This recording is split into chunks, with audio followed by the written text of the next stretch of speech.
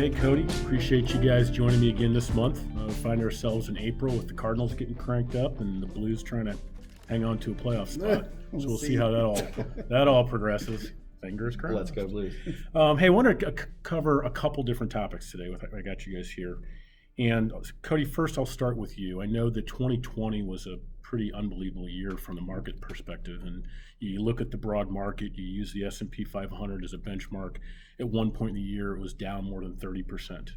And we had a pretty unbelievable recovery after that. And I know that when we all do reviews with clients, we're getting a lot of surprised looks at how well portfolios did.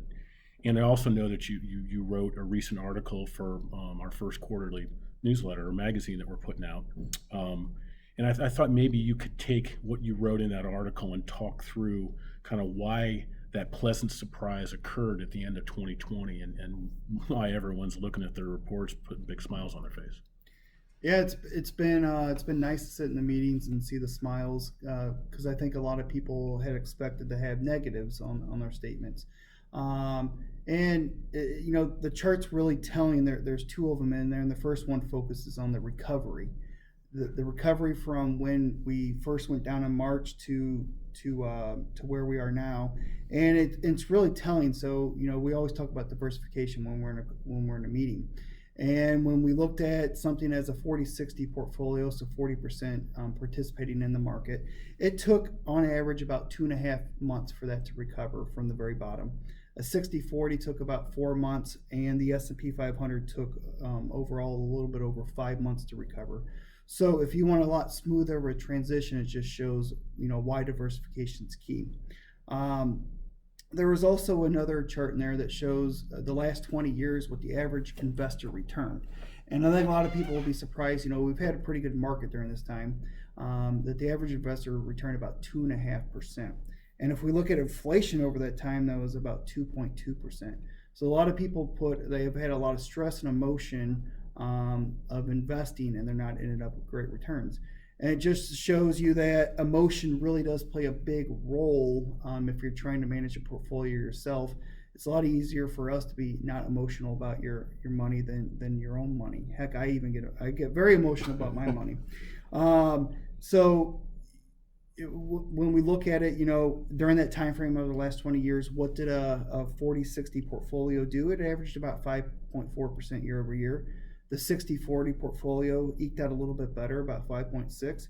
And then we look at something that's 100% equity, the S&P 500, and it did a little bit better at 6.1%. But during that time frame, there's been a lot of ups and downs. And the best thing about using a diversified portfolio is it really smooths out that curve that you see, and it gives you a better overall investment experience. Yeah, so 2020 basically was a poster child for exactly the philosophy we use with our clients. 100%. Yeah. Cool. Jay, I'm going to turn to you. I know that we've heard a lot during the campaign trail and now in the first couple months of the new administration about student loan forgiveness. I know nothing legislatively has been passed, but I also know we're talking a lot to clients right now about the possibility of this happening. So, you're our go-to resource in-house here for everything college funding and planning. So I wonder if you give us some perspective and what you're sharing with clients right now about this conversation about student loan forgiveness.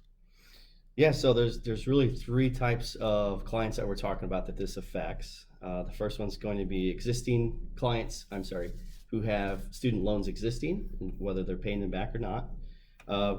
Students that are in school and have student loans, or if they're looking at going to school in the fall, what do? We have this potential for student loan forgiveness. What does that mean for us? So with that, the first group, if you already have student loans, by the way, remember, you don't have to make a payment until September 30th. They extended that no interest, no payment time frame. So keep that in mind. In which case, that also buys you time of, hey, if something is passed, maybe you can take advantage of that. Remember, we're talking about federal student loans, not private student loans. But with that, everything's been discussed from $50,000 forgiveness, but Mr. Biden said he's probably a little more comfortable with $10,000. So anything is on the table at the moment. However, nothing is official or set in stone or anything like that. So there's nothing wrong with trying to hold out on your current student loans to see what happens. Now let's go to the other group who's looking at going into college. we always talk about potentially taking some student loans anyway. It gives you flexibility on when you're going to pay it back. That way you're not come up with a big chunk of money right now. And then also it's a good learning opportunity for our, the next generation to understand how do loans work, that type of a thing. And so with that, we've always discussed it anyway. And now you can add another reason to that list. There's a chance of forgiveness of a portion or even all of it. Now we're really recommending or at least considering, should we maybe take that initial portion that every student is eligible for, even if it's not subsidized, every student that goes to college is eligible for at least a portion. So. Two things. One, just because sometimes it gets lost in the translation, just I want you to say it again.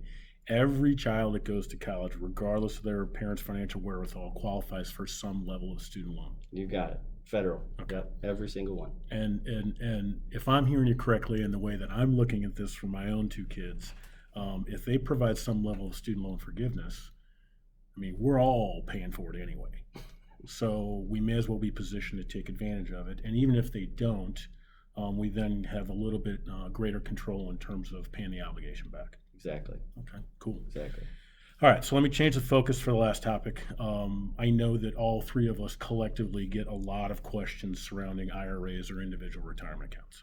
And we all know that the regulations associated with IRAs are not for the faint of heart, right? It's one of the largest sections of the tax code. And forever it seems as though they're tweaking what the rules and regulations are. And I will say for our friends at compliance, certainly the final word on taxation or tax treatment of IRAs, we want to make sure you talk to your CPA or your accountant. But the question before us today, we know that, Cody, the Secure Act made some changes on how beneficiaries have to handle distributions from the IRAs that they receive, as well as what I'll call the beneficiary's beneficiary. Maybe you could kind of unpack the nuts and bolts of what the Secure Act said and kind of tell us what the deal is. Yeah, Secure Act made some really, really big changes. So if you're a beneficiary and of an IRA and that owner died after 2019, so sometime in 2020 or 2021 for now, you have a really short time in where you have to take that money out. So it used to be you could take it out as a required minimum distribution over your life expectancy. Now, if you inherit an IRA, someone that's not a spouse, that you have to take it out over a 10-year period. So where you could have taken out incrementally, especially if you're young, over a very, very long period of time, they're really shortening that time frame. Basically, the government wants their taxes. And to kind of muddy the waters even a little bit more, there was actually a publication that came out, I believe, last week called 590B. Now, it's not set in stone. It's just the first interpretation of how the IRS is looking at it, is that they're saying you actually have to take an RMD each year during that 10 years, and then by the anniversary of the date of death on that 10th year, all that money needs to come out of there. Now, I want to go and take an RMD right away. We'll have a little bit more clarification on that probably near the end of the year. And then if you're the beneficiary, if you're the beneficiary's beneficiary, so a successor beneficiary, that time frame does not start over with the 10 years. It's set in stone from the date of the owner's death. So no matter what, that money is going to be, that has to be taken out in that 10 years, and you're going to have to pay the taxes. And that's a huge tax change that I think has kind of swept under the radar, especially since it enacted last year and we had the commotion with the coronavirus. So it's something you want to start looking at. Yeah, so it's, like I said, not for the faint of heart. And the IRS has not done us any favors, because now all of a sudden we have this giant question for how this 10-year period is handled. Yeah, there's just a lot of confusion. Yeah, and if we're confused, we know that's going to create some confusion for our clients. But again, I think it will get clarified. I think you got a great point. Don't do anything now. Wait for the clarification, and we'll let everyone know kind of what the deal is. Jay, let me ask you, because some people think, hey, I'm not taking distributions from an IRA. This really doesn't really impact me. This conversation is, I can skip over this. But that's really not true. Right. I mean, if you think about it, it's not only those people who have an IRA that they're taking withdrawals from, but if you have any type of retirement accounts, that could affect you too. Or if you could be possibly a beneficiary of a retirement account, that's affecting you too. So now it went from a small number to, that could be millions and millions of people, almost everyone. Yeah, so it pretty much impacts everyone and all of our clients. Anybody that has an IRA or is the beneficiary of one. Right, and so it's really a good opportunity. We always want to check in on who the beneficiaries on our accounts are regularly anyway, but now it's just another conversation of, does this affect me? Do I need to make any changes to what we have done? Especially if you have young kids or someone as a beneficiary, just making sure all of our I's are dotted and T's are crossed. Super. Well, Cody, Jay, I appreciate it, as well as our executive producer, Chris Seifert. Great stuff this month. Again, as always, if you have any question on any of these topics or anything else, call us, email us, text us. I look forward to all of you seeing a copy of our first quarterly magazine. You can pick it up here at the office, or it might end up in your mail. I want everyone to have a great spring and keep your fingers crossed for those blues. Thanks, everybody.